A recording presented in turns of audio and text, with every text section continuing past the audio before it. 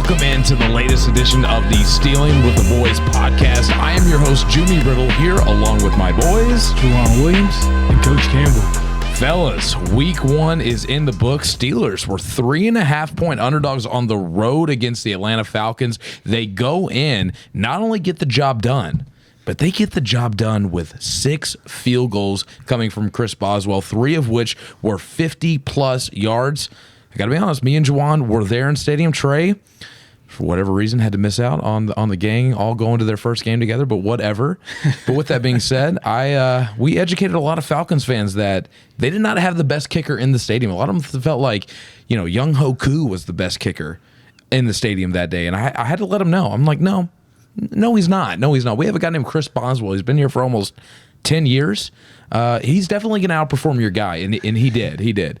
So out of all the things to argue about, we definitely won the kicking battle, 1-0 to start the year, the only AFC North team to begin the season 1-0, with the Bengals, Ravens, and Browns all losing, some of which in very embarrassing fashion, which is, cherry on top of week one. But fellas, what a win. A lot of interesting takeaways that we can get into in this game. But, Trey, you were the one that was watching on TV, so you got a little bit more of an overview of what happened, got to hear the commentary on TV. What were your takeaways? I want to begin with you first. So my takeaways were I just felt like Justin Fields started off a little shaky. He started off shaky. He started to settle down, towards the second quarter, started looking good. My biggest takeaway on offense I have here that Zach Frazier is an absolute dog. I mean, you didn't hear his name. He didn't give up any pressures. He started the whole game. Besides those fumbled snaps, which could have been Justin or could have been Frazier, you don't know. You don't see that live on television. But Zach Frazier is a dog. He got a center that's going to be a dog for years. He's going to be a name that you want to know on the Steelers offensive line. And then I also have that Najee Harris. He just ran like a madman this game. He doesn't get the stats. He doesn't get the long touchdowns, anything like that. But, he started the game off with running over A.J. Terrell. That was nasty. He set the tone. And shout out A.J. Terrell. Thank you for setting yourself in that predicament so that Najee could again get nominated for Angry Runs. Kyle Brandt's he picked against him. Segment. Did he end up winning? No, he picked against him. No, he didn't. It was Montgomery? Kenneth Walker. Kenneth Walker. Oh, was it really? Yeah. The one that got negative yards. We're not going to get into that, but regardless, Najee Harris consistently on that bit, and it just surprises me that a corner of A.J. Terrell's stature would even try that. Yeah. But and then I have on the defensive side the pickups we got in the offseason, and it wasn't even Patrick Queen. Honestly, I looked at it as like Patrick Queen had an all right game, didn't really flash for me. But the defensive line was great. But our secondary is what really impressed me. And we talked about this last week. Our secondary is what we wanted to see. We wanted to see these new pieces in our secondary and how they did well. Dante Jackson, guys, I know we don't like trading away the receiver and not having a backup receiver or a number 2 receiver, but he almost had a pick in the beginning of the game. And then he had that clutch pick at the end of the game. I am happy with that trade as we sit today. We'll see how it goes the rest of the season. And then Deshaun Elliott, man, that dude is a baller. I know I've heard Ravens fans talk about him and be like, yeah, he's good. I wouldn't like him starting all the time and things like that. But Deshaun Elliott, man, he was all around the ball. He was making plays all day long, not just the interception that he had. He was making, PBUs and, helping defend in the run game. He was all around the field. I really like what I saw from him. Yeah, not to mention that we had that 3 safety set towards the end of the game that worked out well. Casey made a nice play. So, them 3 guys at safety, and we just added Terrell Edmonds, not to mention Terrell Edmonds' name. He's back in the Berg. I'm really impressed with our secondary. That was our biggest worry every year in the past couple of years, I feel like, until we got Joey Porter Jr. and he started starting. We were still worried about that second corner. Dante Jackson filled that role well against the Falcons. And then our second safety, we always had Terrell Edmonds was a steady piece for us, but he wasn't anybody that's making plays and doing things like that, being around the ball like Deshaun Elliott was. So it was good to see those pickups, those underrated pickups that we got, work out for us. You know what I kind of find interesting when you're talking about the secondary? When was the last time that we were confident in all 4 positions in the secondary. I mean, it's been a long time. I mean, if you're asking me, I would have to go back to, the Super Bowl days when they had, McFadden, Polamalu, Clark, and Taylor. And then you had Townsend there in the slot. And I mean, that was a really, really good 5. Beanie Bishop gave up that touchdown to Kyle Pitts, just kind of lost him behind him. He was reading the quarterback's eyes too much, and Kyle Pitts just kind of drifted behind him to where he couldn't block up that pass.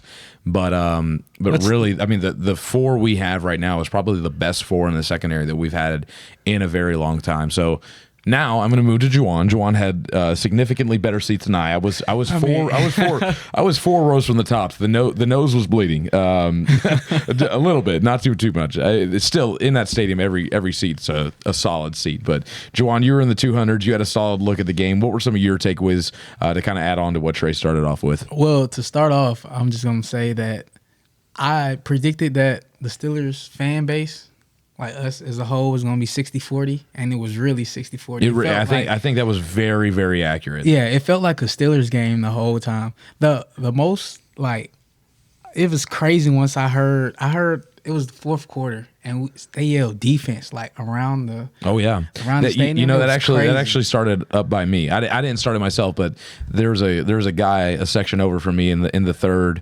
level that kept getting up and starting it, and it was like kind of starting in my little corner over here, and I was like, this is us, and we got it going, and the whole stadium started doing it. I mean, it was a blast. I will say they did mention that on the TV a lot, that it was like a home game, and the terrible towers were waving. The Falcons were kudos to you Steelers fans. They were on a silent count. I mean, TJ Watt said that the Falcons were on a silent count, and how that absolutely helped and affected the game. And I think the results say that. I mean, Kirk Cousins last year, before his Achilles injury, 3 games, 13 touchdowns, only 4 picks. I mean, he was really on a good pace. He was on that Dak Prescott pace of stats last year, and for him to kind of come out and probably still dealing with an injury, but coming into a situation where last year the Falcons' offensive line was ranked in the top 3, and they got all those guys back. The fact that they brought that much pressure and dominated the offensive line was just absolutely something to me. This defense, we thought it was going to be good, but I don't think any of us expected us to come out and dominate like that. I thought that was super, super impressive. But, I would be remiss. I said last week that I would feel a lot more confident if Russell Wilson got the starting job. And at the time, we were expecting Justin Fields. It wasn't 100% sure that we were going to have him. But let me say this. Justin Fields, was he flashy? Did he make a bunch of huge plays? I mean, really outside the GP plays, I would say no. He did what he needed to do. But he did what he needed to do. He converted on multiple crucial 3rd downs. He moved the ball. We won time of possession. And the one thing that has always held Justin Fields back is his terrible sacks that he takes and the ridiculous turnovers that he lets go. And only allowing 2 sacks and not turning the ball over, I felt was huge. And I felt like Justin Fields, although, we are going to expect more from him down the road, I felt like he did what he needed to do to get a win. And I was actually thoroughly impressed with what he got done. Yeah, and I mean, not to mention, I was going to say this in the opener, like we had 1 total 3 and out. That's unheard of for Steelers offense in the past 3-4 years. Like 1 3 and out, that keeps the defense off the field, gives them rest, and that showed. I mean, our defense looked fresh the whole game. Not many times you've seen TJ coming off the field, Alex Highsmith, Cam Hayward, and that's huge, especially when you're going against a running back like Bijan who can wear and tear you. Them just staying on the field and producing drives and even getting 3 out of those drives, putting it in the range of Chris Boswell is not a terrible thing. We won touchdowns, but getting those 3 points was crucial all game. I heard this from DK Pittsburgh Sports, and I know I mentioned them a lot. They're kind of they're the outlet I listen to a lot because, we don't get to cover the team directly. I always like to listen to people that are covering the team, talking to the players and stuff. He made a comparison to basically a baseball comparison, saying, they loaded up the bases a bunch, but they didn't get the run in.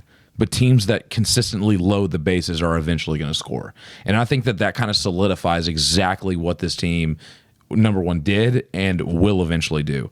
Getting 6 field goals, getting in his range, and not to mention that, they got inside the 10 twice, should have been 3 times, which this is kind of what I want to move towards now, if they didn't call that George Pickens offensive pass interference.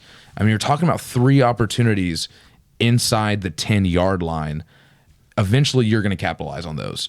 And when you look at the entire league, I believe the number's only 15 quarterbacks passed for over 200 yards. If you count that pass, Justin Fields is getting over 200 yards.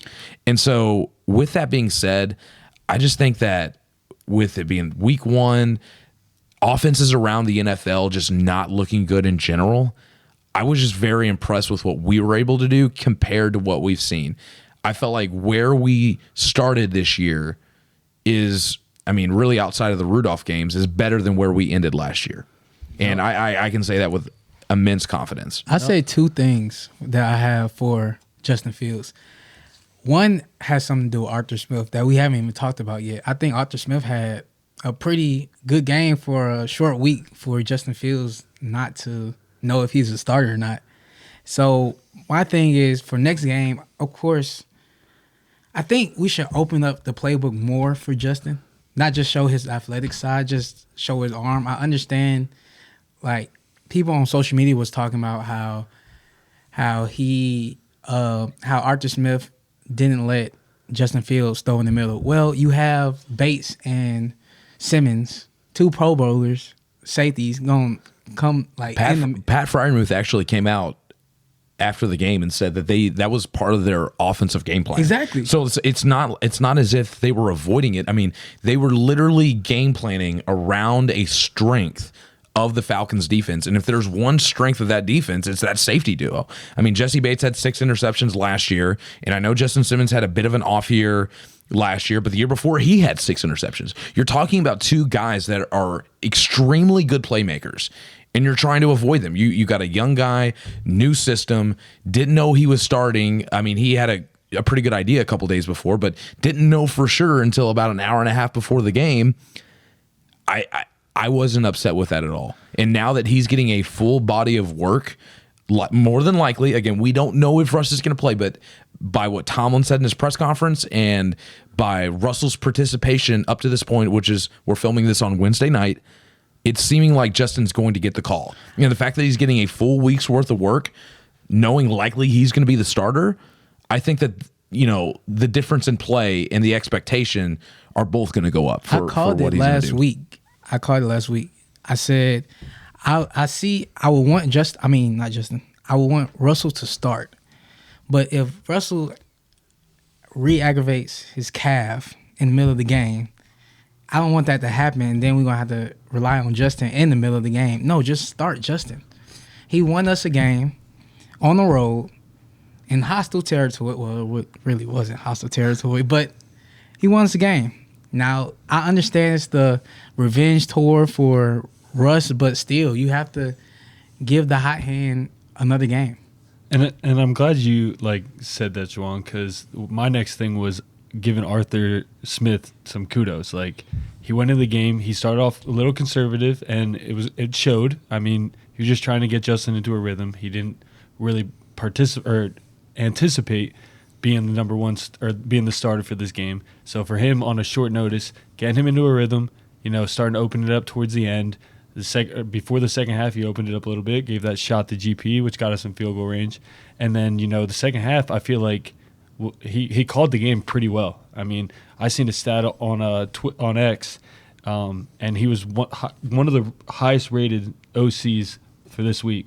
And, I mean, that's good to see. Matt Canada would be 32. So it's improvement. It's improvement, guys. It is improvement, and it's really good to see. But something that didn't improve that, was a problem, not just for the Steelers last year, but really everybody in the NFL, was the officiating. And I think that this is going to be a huge conversation going into this week. I mean, to be honest with you, I don't think that this game should have been close. I mean, we talked about it earlier about the GP offensive pass interference. I mean, that turned into, I believe, a long Boswell field goal or a punt. I can't remember what ended up happening after that play. But the biggest one, I would say, the biggest missed call had to be the TJ Watt offsides. I mean, he timed it up perfectly. I was up in the third, level. I was 4 rows from the top and did not think he jumped off sides. And the crazy thing is they kept on saying, like, I went back and listened to what the commentators were saying. They're saying you have to look at the head count. Like, the head count, he did it twice. And then the second time he did it, he hiked the ball with it. And that's when TJ left. So I was like, how do you get that wrong? And then halftime, you'll tell him in the locker room that, yeah, we got it wrong. Yeah, and I mean that's too late for that. That's a huge game-changing play. I mean, the Falcons were driving. They really only had 2 good drives. That opening drive where they got the field goal to start the game, and then that drive right before the end of the half. And it was the play before, like we mentioned earlier, Beanie Bishop kind of staring at Kirk Cousins and let Kyle Pitts get behind him. It was the play before that. Should have never happened. It was the play before that T.J. Watt strip sacks Kirk Cousins, times the snap perfectly, and literally comes down with the ball, and the refs messed it up. Outside of that, I mean, you take that play away and you give George Pickens the ball, you're talking about a completely different game between the Steelers and Falcons. So, yeah, we had a lot of positives in this game. I mean, we played a pretty good game. I mean, but I'd like to get into some of the negatives that I've seen in the game. Very little, but there are some. Yeah, there definitely are some negatives. My first thing I want to bring up is the lack of production behind George Pickens and Pat Freiermuth. We had a total of five receivers besides them 2 with 5 catches, so 1 catch each, with about 30 yards, and that's just not going to cut it. Like, teams are going to start scheming to take away George Pickens a little bit more, even though I'm sure Atlanta did that. They're going to do that a little bit more. Pat Freiermuth needs to be a little bit more involved. He had 4 catches for 27, which is, an average day for him. Not an average day, probably below average day for him.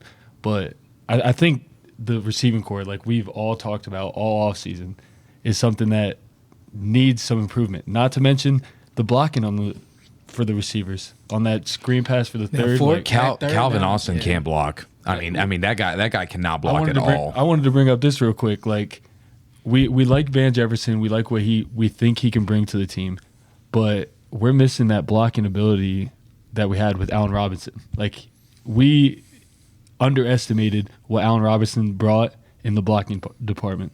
Can you agree with that? Like, he was pretty much.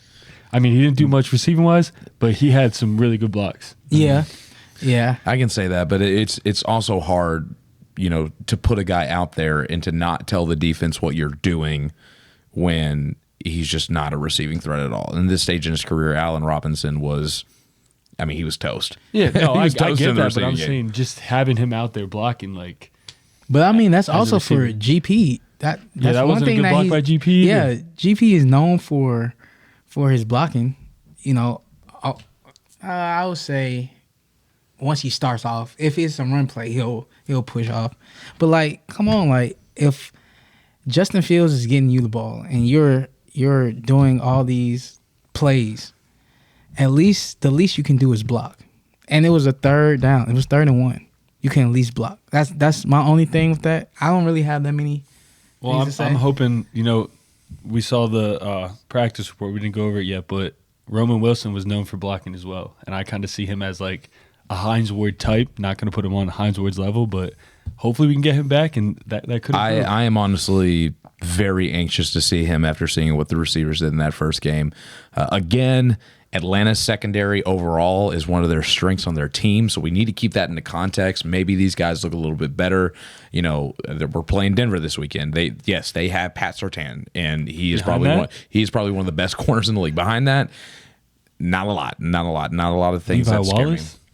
Yeah, Levi Wallace is he's on the bench, but I mean, still, you want to talk about toast? That is some burnt toast right there. Also, one more thing. You said that Freiermuth had four receptions for 27. Yep. That'll change this week because we'll use more of the middle of the field. No, I agree. I'm just saying, like, for this game, looking solely on this game, behind GP, we didn't have much, and we knew that. That was our worry. I just like to see more from them. Yeah. And I think we should give it a couple weeks before we jump to the conclusion the receivers are going to suck the entire year, out on Van Jefferson, out on Calvin Austin, even though I don't care what Calvin Austin does. I am not confident in his blocking capability, which is going to be a huge part of this offense, which, in the sense is why we're so eager to see Roman Wilson. But, up against a couple other defenses that we're going to be seeing, I'd like to see how they play before I, jump to a conclusion like, oh, we have to go out and get somebody. So I got one more negative. Okay. You move on. I was actually going to bring one up too, but go ahead. Go ahead. I was just going to say the loss of Cameron Johnson. That was mine. That was mine. Yep. That's like the biggest loss of the day. Like that's my biggest negative. We lose him. He was punting insanely well. The Gunners were actually doing a good job of getting down there with Scotty Miller and what was it? Ben Slocum? Skowronek. Ben Skowronek was our other gunner. But losing him is just a big hit to this, offense, defense, whatever you want to consider him, and field position. I mean, we signed somebody that was with us before. You know his name, Junnie? Oh, you're putting me on the spot. Yeah, no. So you talking about the new punter? Yeah. I can't. He was with us before for like a short stint. I'm gonna look it up. I can't even think. I'm gonna look it up. But while he's looking it up, let me tell you how the whole atmosphere was when that happened. So, Corliss Waitman. Yeah. Okay. Yeah, Corliss Waitman. Exactly. Who averaged 52 net yards, which was really solid. That's solid. Played pretty well. Once that happened, once we seen that it was roughing the kicker, the whole everybody knew that we was gonna get it. It was first down immediately. Well, it wasn't roughing the kicker. Yeah, it wasn't. And they called it a holding. It was a hold.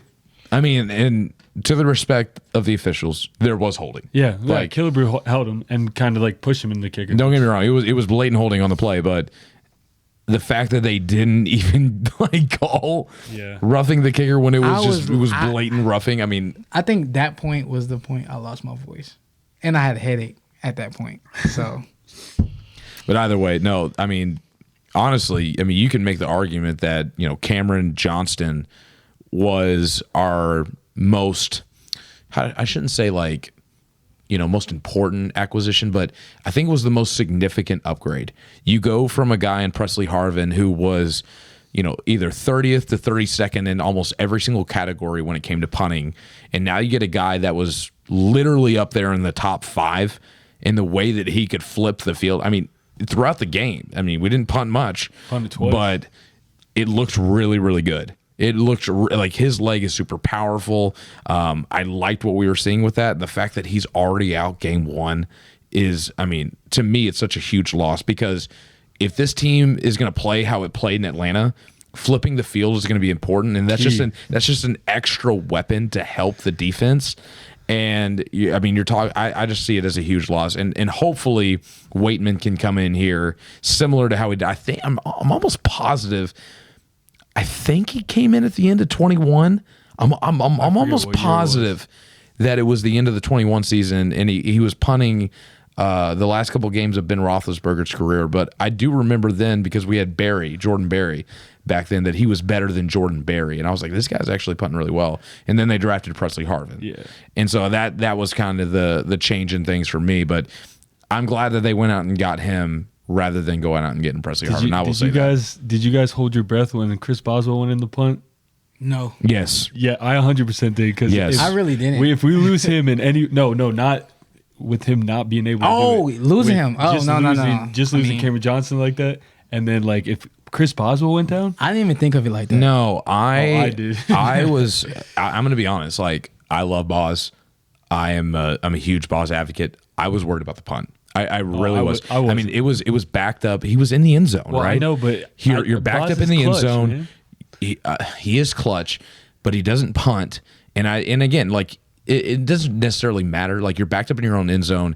You needed a good punt to get them out of our territory. And he did that, and the Gunners made an excellent play on getting the returner down, I believe it was around the 40-yard line. It was a 43-yard punt. But it was for them, if it was say it was a 30-yard punt, right? Yeah. Which, again, if Boz did that, I'm not blaming Boz. He's not a punter. I don't 100%. It's two completely different things. If he would have botched that kick and set them up, I would have been getting nervous, because, again, they were so close within score, that could have really set them up. And I think that the fact that he did give such a good punt and the Gunners made such a good play, I think that special teams unit really hyped the defense up. Like, oh wow, like through a really terrible circumstance, these guys came out and made a play, and now we got to come out and make a play, and they did.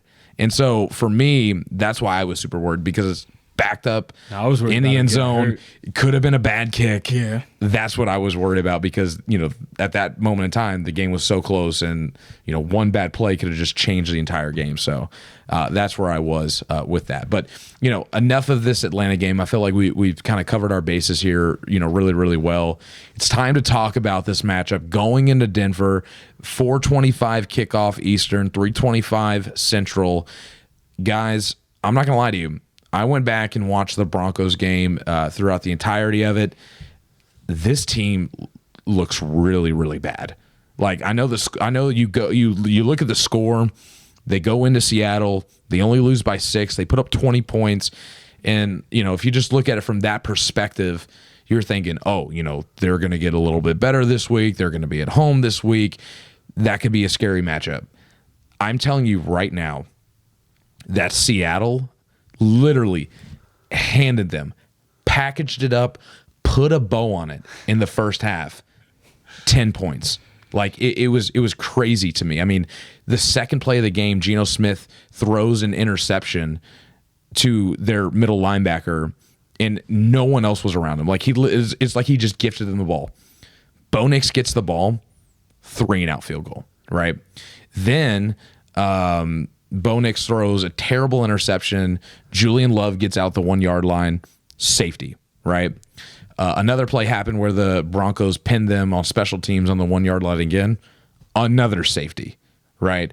And it was just one thing after another of Seattle just handing them, and then after that safety, another field goal. So it was literally like multiple different times Seattle just giving them points. And I think I saw Bo Nix maybe make 1 or 2 decent throws, as in like, okay, that's an NFL throw that you should see game in and game out, right? Everything else that Bo Nix did was 3-yard out, 3-yard drag route, an in route, or a comeback route. Like, it was all checkdowns, every single one of them. Like, I think he maybe had 3 or 4 throws completed that were over 10 yards. Is this a new coming of Kenny Pickett? I mean, it was not good. Like, it was not good at all. That's the thing that scares us Steelers fans. This is one of them Tomlin games. I'm telling you right now that he had 2 picks, and the 2 picks that he had Were terrible. were awful. They were all. I mean, they were. One of them was thrown into double coverage. The other one was thrown into triple coverage. But just in the first half alone, there were about 4 other plays that you can make a real argument that Seattle should have came up with an interception. Some of them just literally falling out of the defender's hands. Like, he played terrible. He played absolutely terrible in this game.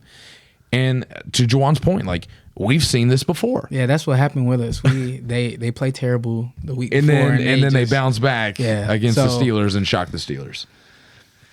I'm worried about that too, but it's to the point where you look at Denver's offense in general. They have, you know, I'm trying to think here. I'm sorry. They have Cortland Sutton at wide receiver. After that, they have Josh Reynolds. He's hurt. He's a good 3 or 4. He's questionable. Devon Vale, he's questionable. I mean, but he's also really not that good. I mean, you look at their offensive line outside of Mike McGlinchey, their right tackle. Nobody, he's gonna have to go up against TJ Watt. Nobody I'm really worried about. Javonte Williams has been a disappointment since he was taken in the second round in the same draft as Najee Harris. Defensive-wise, I thought they looked solid. Again, not a lot of good names. I thought their edge rushers played really good. Baron Browning, Jonathan Cooper. Pat Surtain had a bad game last week. A couple costly penalties that extended Seattle drives. He was kind of struggling with DK Metcalf at times. Their safeties, not very familiar with these guys. I mean, I'm not going to lie to you. The one aspect of this defense that did play really well was their interior defensive line. Seattle struggled heavily trying to get their run game going on the interior. It wasn't really until they started kind of running towards the outside that kept the edge rushers honest, right? These guys are really good at rushing the passer, but they're not really great at setting the edge. And I think that was something Seattle figured out in the second half, and it completely opened up their entire offense. Like, they were moving up and down the field where Geno Smith was getting pressured and sacked and having to throw the ball away and throwing, errant passes throughout. I felt like Seattle kind of figured them out and what they were weak at. And really, I think the Steelers have a lot of film to go off of to kind of adjust and go in ready for this game. Oh, you want to go? Yeah, I'll go. Okay. One thing I did see and heard that Pat Surtain did follow DK Metcalf, and he usually doesn't follow receivers. So that's like a thing I'm looking forward to, is seeing him follow George Pickens, because he's definitely going to. So that's a big matchup that I'm looking forward to. Like you said, Junnie, I mean, their left tackle's hurt right now too, so Alex Highsmith could have a huge game. And, their second and third receiver being injured and not being very good either. I'm really not worried about this game, and I'll tell you why. I know you guys say the Tomlin game. I think there's a different energy about the Steelers this year. I really do, and I really feel like Tomlin is he knows that it's like he needs a playoff win. He needs to have a great season. He can't be 9-8 again. The Steelers fans are getting fed up with it. Front office is probably not too happy about not winning a playoff game in a while because it's not the standard. So I really think, like you guys keep saying, the Mike Tomlin game, I think there's a whole different energy with this team. I don't have no doubts about this game, but you can, in the back of my mind, I'm thinking that. No, I know. I understand why you do, yeah. But it was an interview today that George Pickens was saying, I hope they playing well for me because I really don't care what they do. So with him saying all that and he having Patrick Surtain on him, which is going to be, I still think it's going to be a good matchup. That's probably, to me, the best matchup in this game. No, 100%. So for him to say that, I have confidence that we're going to win, but it's just, we've seen this before. Steeler fans, we've seen this before. So, Listen, Bailey Zappi came into Acrisure Stadium last year and beat us on Thursday Night Football. Yes, he's a Western. Yeah, that's true. Western Kentucky. That's one dude. That's one guy that you always talk about. But I'm telling you guys, I have this feeling like there's something about it. Mike Tomlin, he's not pressed about getting Russell Wilson out there. And, I just feel like he has so much confidence in this team and the pickups that they got. Like I said, those 2 pickups in the secondary. We haven't had a secondary like this for a while. Our linebacking core, we didn't even mention Peyton Wilson in the last in the Atlanta wrap-up. He did great. I'm telling you, I just have a different feeling about this team. We have an offensive coordinator that's competent, a good offensive coordinator. He's not Matt Canada. There's a different feel about this team, and I just don't see a Tomlin game happening unless, it might happen one game, but I don't see this being the Tomlin game at all. That's all fine and dandy, and I know that you guys are really confident that we're going to go in here and get a win. I'm confident that we're going to go in and get a win as well. What? But you confident? But y'all hear that? But with that being said, just have to bring up that Denver in September is a very, very tough place to play because of the elevation, because of the heat. It's still warm in September. Denver's record in the last 30 years, I believe it's 83-35 in maybe 2. They win a lot of games, whether they're good or bad. They win home games early in the year because of their home field advantage and the climate that's in Denver with the super high elevation.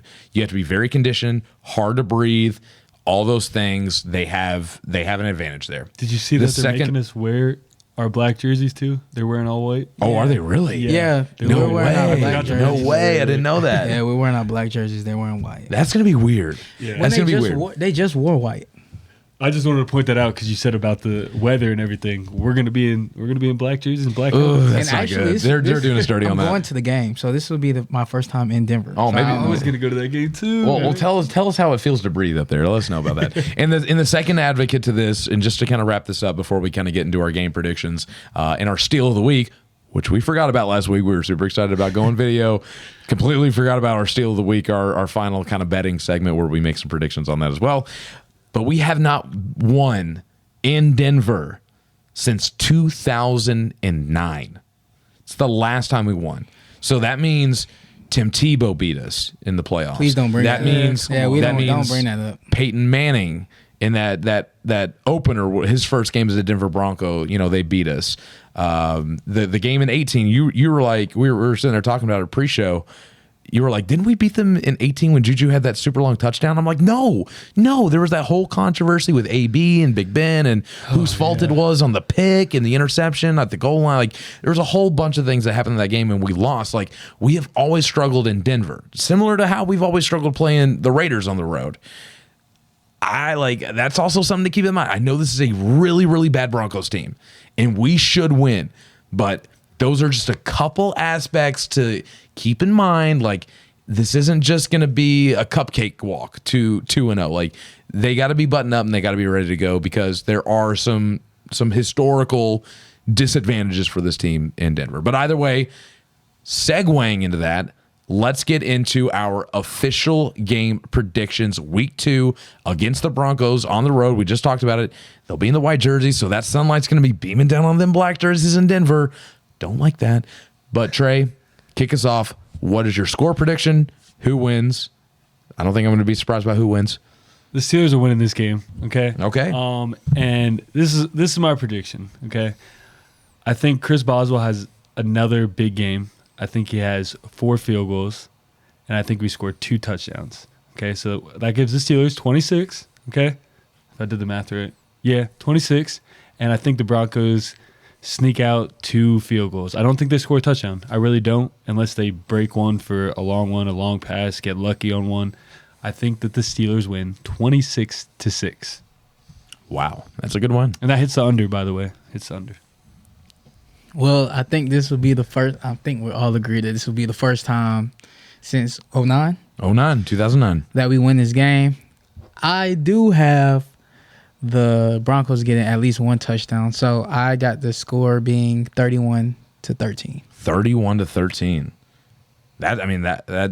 That's a huge jump. So I'm talking 31 here. That's 4 touchdowns and a field goal. You think we scored 4 touchdowns? 4 touchdowns after not scoring any touchdowns. Started from the bottom. Now we're here. The only reason of them. why Put the Brady meme up on the video. 4 right now. The only reason why we didn't score that many touchdowns is because we had a short week with Justin Fields. Fair enough. We got a whole week. That. We got a whole week. That's why I'm giving us 2. That's why I'm giving us 2. We got a whole week, and then just watch out for Pat Firemove because we're playing in the middle of today. Okay. I'm going similar to you all. I'm going to say the Steelers win. You heard that correctly. I am picking the Steelers because I get crap every time that I try and make a realistic pick and pick against us. God forbid. He picked against us last week. God forbid. I'm going to go Steelers 27, Broncos 16. I like it. Broncos 16. I just think, again, we always do this. We always kind of overlook an opponent. Maybe they get a touchdown early and, tack on 3 field goals. I think the Broncos are going to look a little bit better than they did last week. I think they're going to try and button up some things. It's going to be their home opener. They're going to be excited. I think the Steelers get at least 2 takeaways on Bo Nix. That's what I'm calling. Whether it's a strip sack, and fumble or, interception or 2, I think we get at least 2 turnovers on Bo Nix and the Broncos. I think I'm also calling a defensive touchdown in this game. I like that. And that kind of leads us into our steal of the week. And I'll go ahead and start that. Defensive touchdown. And the odds for Pat Freiermuth to score are plus 400. Not going to name the betting site, but that's what I found. And I'm going Pat Freiermuth anytime touchdown plus 400 and a defensive touchdown. And I have no odds for that. That's just, but you'll probably make some money if you put some put some change on that one. I like that, Junnie. I like that. So the line on this game is we're minus 2.5. Yes. It just went down. I think I looked at it earlier. It was minus 3.5. Now we're minus 2.5. I would definitely take that minus 2.5. And for my player prop, I'm going to go Justin Fields anytime touchdown score, meaning he has to rush the ball into the end zone. And I think it happens this week. I like that. Also, not to mention, I love the 2.5 because even if it's somehow a close game, I still think we win by 3. I 100%. love the fact that it's gone down to 2.5. Okay, so I have Pat Freiermuth. What's his over under on yards? They don't have that out yet. Yeah. I'll take the over on his yards, No matter what it is. no matter what it is. Okay. Okay, It's 150. that's crazy if it's 150 yards. But I also have Justin Fields and Najee Harris to get a touchdown. I like that. Now I have to throw one more in. Now you guys have 2 touchdown scores. I'm going to throw another one in there. This one might be a little dark horse. All right. I think Van Jefferson gets it started. All right, and I will put him. Well, I'm not going to do a touchdown score. Okay, I'm not going to say he's going to score a touchdown just yet. Over on yards. I'll put him over 40 yards. Ooh, I like that. 40. He had like 5 last game. So. 40. I mean, just for conversation, if you had to set an over under of what you think Vegas is going to set that number at, where would you put? Where do you think it would put? Probably 12.5. I was gonna Maybe say even lower. I was gonna say 17.5, but I would not rule that out of the question. Are we throwing a little $5 on it on the parlay? We should put a parlay together. Remember last time we did a parlay We can't together? do all our touchdowns. Man, I was gonna do a parlay for the Steelers Falcons game, and sure enough, I pulled it up at the tailgate and forgot that we were in Georgia, and that you can't bet on the betting apps in Georgia. So I was SOL. Parlay. I'll tell you about my parlay since I was here. I put one together, and I had a bunch of legs. All right, I just did player props, and every single thing hit. Bijan's rushing, Najee's rushing. I had George Pickens over, I think, 50 or 60 yards. I had Justin Fields over 175. I had Kirk Cousins over 175, and guess what? He had 173. That's the only thing I didn't hit. It was $10 for I forget, $200 some dollars. But that's the only thing that didn't hit. That's crazy. So thank you, Kirk Cousins. Also, you have anybody to shout out for allowing you to be able to watch the game? Oh yeah. Thanks, Junnie. Thanks for letting me watch the game. Let me put that. this into context here, because I think this is a funny story to talk about on the podcast. I am completely out of breath hiking all the way to the top of Mercedes-Benz Stadium, which is a pretty big stadium. Those steep third level stairs were a bit brutal. I finally get to the top maybe 5 minutes before kickoff, and I get a call from Trey. And I'm like, what in the world could this be about? Why is he calling me right before kickoff? And Trey's like, dude, I can't get the game. Can I go over to your house and watch the game? And just for perspective, Trey lives right across the street from me. And so I was like, yeah, dude. So while me and my entire family were out of town spending the weekend in Atlanta, I was here. Trey came over and crashed, moved my furniture around, and was literally crashing in my recliner right in front of the TV. It's nice. Yeah, I had 2 TVs going, watching 2 games. Well, had the sound on for the Steelers, watching Titans game because I had a bet on that game as well. It was nice. So I really appreciate that. Thanks, man. Always here for the boys. But hey, that is all the time that we have this week. Steelers 1-0 going into Denver. Very, very winnable game against a rookie quarterback. Mike Tomlin 24-6 against rookie quarterbacks. Has struggled here recently against him.